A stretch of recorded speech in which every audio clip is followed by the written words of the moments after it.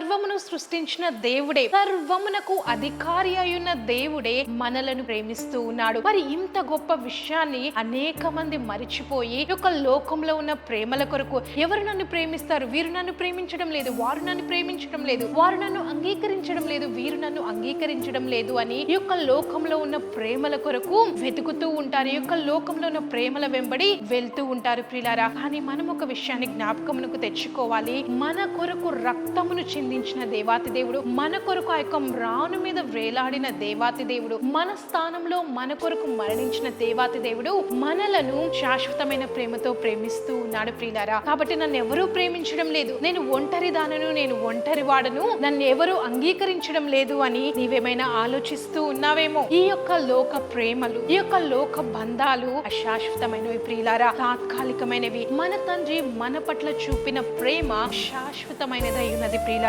మన యొక్క స్థితిగతులను బట్టి మనుషులు మనల్ని ప్రేమిస్తూ ఉండొచ్చు, కానీ నీలో ఏ మంచితనము చూడకని, నీలో ఏ గొప్పతనము చూడకని, నీలో ఏ యొక్క స్థితిని అర్హతను చూడకని దేవాతి దేవుడు నిన్ను ఉన్నతమైన ప్రేమతో ప్రేమిస్తూ ఉన్నాడు ప్రియులారా. ఇది దేవుడు తన యొక్క బిడ్డలకు అనుగ్రహించిన ధన్యకరమైన స్థితి ప్రియులారా. కాబట్టి ప్రతి దినము కూడా ఆయన యొక్క ప్రేమతో మనల్ని పలకరిస్తూ ఉండగా, ప్రతి దినము కూడా ఆయన యొక్క వాత్సల్యతతో మనల్ని పలకరిస్తూ ఉండగా, మరి ఆయన యొక్క ప్రేమ వైపు మనము చూడాలి అని, ఆయన యొక్క ప్రేమను లక్ష్యము చేయాలి అని, ఆయన యొక్క ప్రేమ యొక్క లోతెంతో, ఎత్తెంతో, పొడవెంతో, వెడల్పెంతో అనుభవపూర్వకంగా తెలుసుకోవాలని దేవుడు ఆశపడుతూ ఉన్నాడు ప్రియులారా. మరి దేవుని ప్రేమ వైపు నీవు ఈ దినమున చూడు, నీవు దేవుని ప్రేమను లక్ష్యము చేయి, నీవు దేవుని ప్రేమను అనుభవించు. ఆయన యొక్క ప్రేమను, ఆయన యొక్క మంచితనాన్ని మనము అనుభవిస్తే మన జీవితంలో మరి అనేకమైన గొప్ప మార్పులను మనం చూస్తాము ప్రియులారా.